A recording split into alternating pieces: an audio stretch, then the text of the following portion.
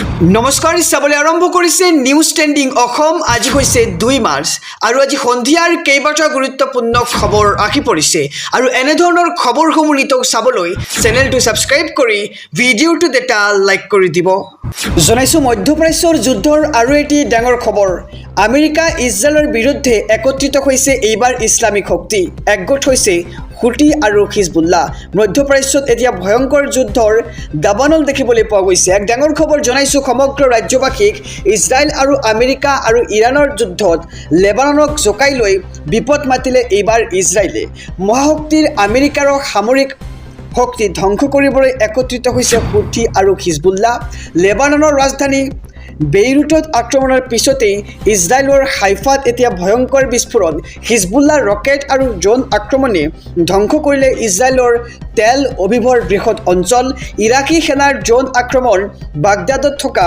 মাৰ্কিন সেনাৰ ঘাটিত আৰু নিহত হৈছে বহু আমেৰিকান সেনা জোৱান আয়াতুল্লাহ আলী খেমেনিৰ মৃত্যু আৰু ইজৰাইলৰ আগ্ৰাসনৰ বিৰুদ্ধে একত্ৰিত হৈছে ইছলামিক শক্তি মহাশক্তিধৰ আমেৰিকাক ধূলিসাৎ কৰাৰ সংকল্প ইৰাণ ইৰাক আৰু লেবাননৰ ইজৰাইল আমেৰিকা আৰু ইৰাণৰ যুদ্ধত এতিয়া লেবাননক জোকাই লৈ বিপদ মাতিছে ইজৰাইলে আৰু মহাশক্তিধৰ আমেৰিকাৰ সামৰিক শক্তি ধ্বংস কৰিবলৈ একত্ৰিত হৈছে হুটি আৰু হিজবুল্লাহ লেবাননৰ ৰাজধানী বেইৰুটত আক্ৰমণৰ পিছতেই ইজৰাইলৰ হাইফাত ভয়ংকৰ বিস্ফোৰণ আৰু হিজবুল্লাহ ৰকেট আৰু ড্ৰোন আক্ৰমণে ধ্বংস কৰিলে ইজৰাইলৰ তেল অভিভৰ বৃহৎ অঞ্চল ইৰাকী সেনাৰ ড্ৰোন আক্ৰমণ বাগদাদত থকা মাৰ্কিন সেনাৰ ঘাটিত আৰু নিহত হৈছে বহু আমেৰিকান সেনা জোৱান জনাইছো আৰু এটি ব্ৰেকিং নিউজ ডাঙৰ খবৰ বিপদে লগ এৰা নাই এইবাৰ আমেৰিকান সেনাক লক্ষ্য কৰি ইৰাকত নিক্ষেপ কৰা হৈছে ড্ৰোন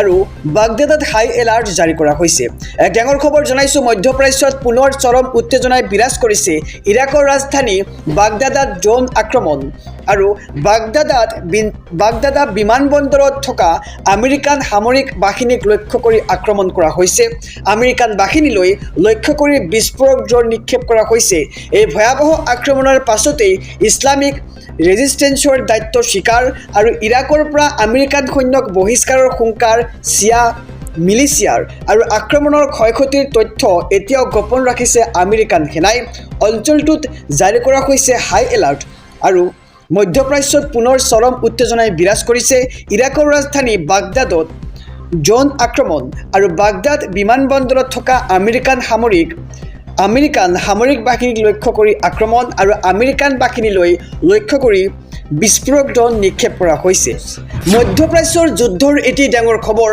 ইৰাণৰ শক্তি দেখি এইবাৰ স্তম্ভিত হৈ পৰিছে আমেৰিকা আৰু ইজৰাইল ইছলামিক শক্তিৰ একতাত এতিয়া চিন্তিত হৈ পৰিছে ডোনাল্ড ট্ৰাম্প অসহায় ট্ৰাম্পে বিচাৰিছে ব্ৰিটেইনৰ সহায় এক ডাঙৰ খবৰ জনাইছো সমগ্ৰ ৰাজ্যবাসীক এইবাৰ ইৰাণৰ শক্তি দেখি স্তম্ভিত হৈ পৰিছে আমেৰিকা আৰু ইজৰাইল ইছলামিক শক্তিৰ একতাত এইবাৰ চিন্তিত হৈ পৰিছে ট্ৰাম্প অসহায় ট্ৰাম্পে বিচাৰিছে ব্ৰিটেইনৰ সহায় আৰু ট্ৰাম্পৰ অনুৰোধ লৈ এইবাৰ সঁহাৰি ব্ৰিটেইনৰ মধ্যপ্ৰাচ্যত ব্ৰিটেইনৰ প্ৰতিৰক্ষামূলক অভিযান যোগদানৰ পিছতে ট্ৰাম্পৰ সৈতে যোগাযোগ কেইৰ ষ্টাৰমাৰাৰ আৰু ট্ৰাম্পক সমৰ্থন কৰি ইৰাণক ধমক এইবাৰ ব্ৰিটেইনৰ আৰু ইৰাণক সামৰিক আক্ৰমণৰ পৰা বিৰত থকাৰ নিৰ্দেশ দিছে ব্ৰিটেইনৰ ফালৰ পৰা আৰু মধ্যপ্ৰাচ্যত শক্তি আৰু নিৰাপত্তা অক্ষুণ্ণ থাকিব লাগিব বুলি হুংকাৰ প্ৰদান কৰিছে ব্ৰিটেইনৰ ফালৰ পৰা আৰু পাৰমাণৱিক অস্ত্ৰ নিৰ্মাণ বন্ধ কৰক ইৰাণে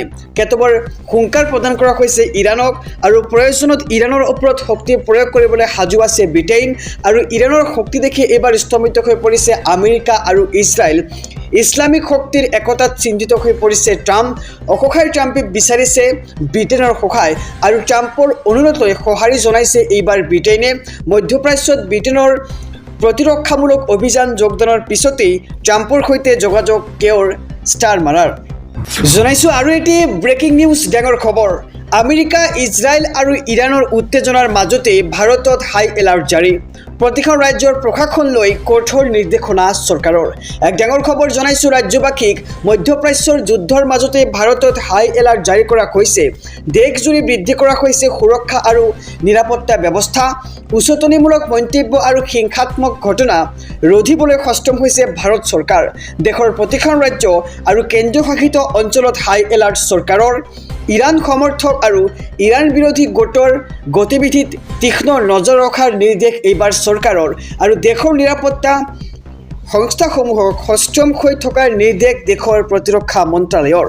ভাৰতীয় ভূমি কোনো বিদেশী গোটে যুদ্ধক্ষেত্ৰ হিচাপে ব্যৱহাৰ কৰিব নোৱাৰিব।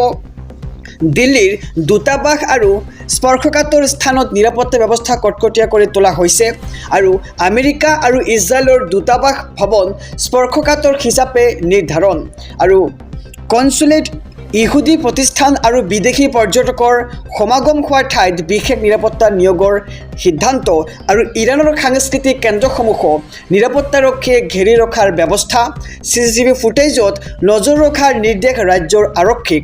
উৰা বাতৰি বিয়পোৱাসকলৰ বিৰুদ্ধেও ব্যৱস্থা গ্ৰহণৰ নিৰ্দেশ আৰু সামাজিক মাধ্যমৰ ওপৰত তীক্ষ্ণ নজৰ ৰখাৰ নিৰ্দেশ এইবাৰ ভাৰত চৰকাৰৰ। আৰু হিংসা বিয়পোৱা নেটিজেনৰ ছ'চিয়েল মিডিয়া প্লেটফৰ্মত নজৰ ৰাখিবলৈ এক্টিভ হৈ পৰিছে চোৰাংচোৱা গ্ৰুপসমূহ। আৰু মধ্যপ্ৰাচ্যৰ যুদ্ধৰ মাজতেই এইবাৰ ভাৰততো হাই এলাৰ্ট জাৰি কৰা হৈছে। দেশজুৰি বৃদ্ধি কৰা হৈছে সুৰক্ষা আৰু নিৰাপত্তা ব্যৱস্থা। জনাইছোঁ আৰু এটি ব্ৰেকিং নিউজ, ডাঙৰ খবৰ। এইবাৰ কুৱেইটত ধ্বংস হ'ল আমেৰিকাৰ ফাইটাৰ জেট।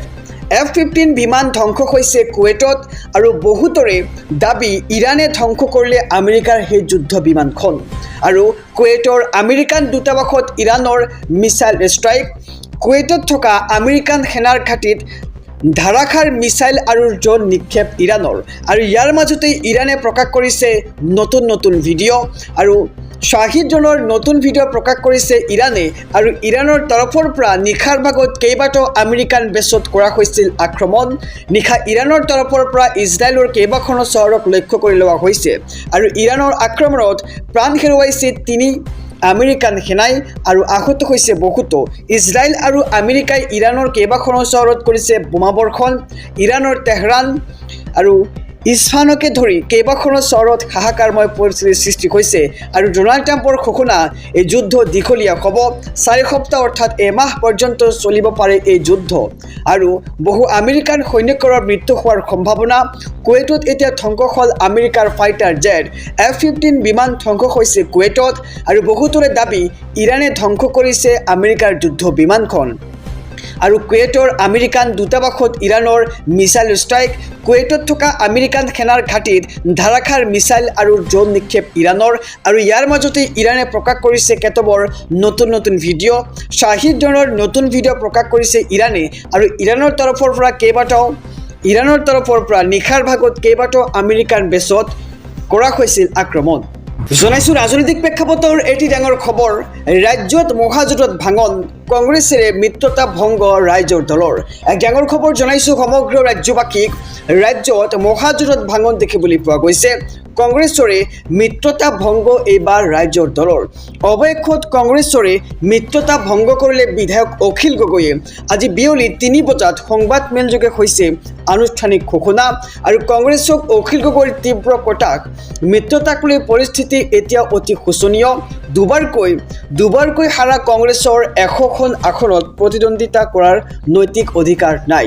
আৰু নিৰ্বাচনৰ পূৰ্বে ৰাইজৰ দলৰ এই পদক্ষেপে জোকাৰিছে এতিয়া বিৰোধী শিবিৰত মহল। আৰু নিৰ্বাচনৰ পূৰ্বে ৰাইজৰ দলৰ এই পদক্ষেপে জোকাৰিছে এতিয়া বিৰোধী শিবিৰ। আৰু ৰাজ্যত মহাজোঁটত এতিয়া ভাঙন দেখিবলৈ পোৱা গৈছে। কংগ্ৰেছৰে মিত্ৰতা ভংগ ৰাইজৰ দলৰ।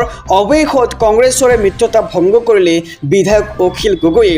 আৰু আজি বিয়লি 3 বজাত সংবাদমেলযোগে ঘোষণা কৰে অখিল গগৈয়ে।